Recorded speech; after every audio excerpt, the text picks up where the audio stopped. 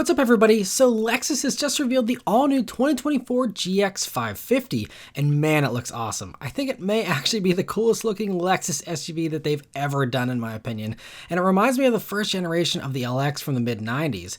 Let me know what you think about it in the comments below though. It's also grown for this new generation. It gets a new platform, new powertrains, and a new interior of course.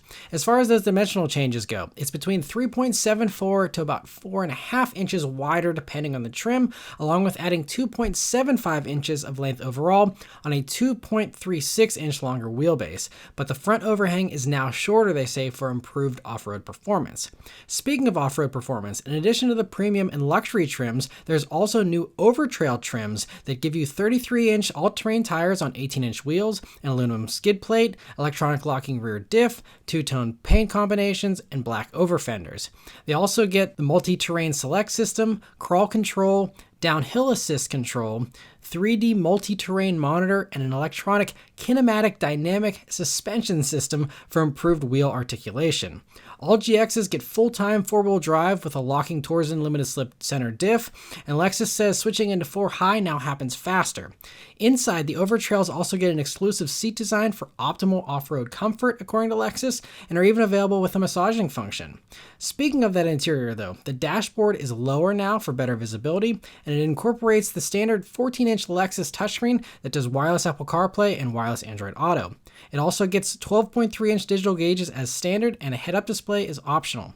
It can either seat 6 or 7 depending on whether you get the second row bench or captain's chairs, and they've improved the system for getting into the third row. You can also get it in a 2-row configuration still as well if you'd like.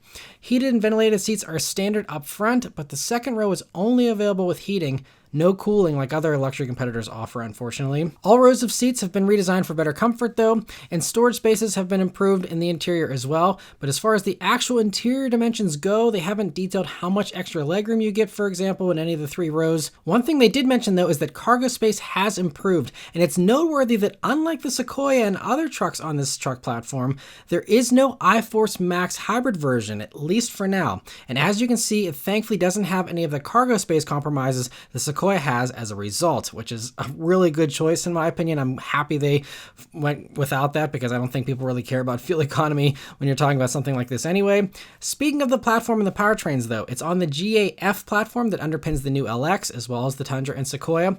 It provides greater rigidity and better on-road handling, especially now that it's combined with a double wishbone front suspension, multi-link rear suspension, and electronic power steering. An adaptive variable suspension is also available.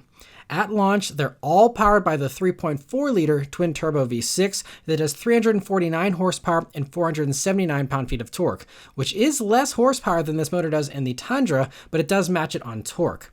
It runs through the 10-speed automatic, and the GX can also tow 8,000 pounds. It's estimated to do 17 mpg combined. If you'd like better fuel economy, Lexus says that a hybrid powertrain will be available in the US at a later date, but didn't give any info on that powertrain for now. Lastly, all GXs will get the Lexus Safety System Plus 3.0, which includes dynamic radar cruise control, lane trace assist, and all the other modern safety tech you'd expect. They'll be built in Japan, and Lexus expects them to go on sale in early 2024, but there's no pricing for these yet. So that's the 2024 Lexus GX. Overall, it sounds very promising and should be a massive improvement over the very old current generation. Let me know your thoughts on it though in the comments below, and be sure to subscribe and stay tuned for my review on the GX in early 2024. Thank you all very much for watching, and I'll see you on the next one. Take care.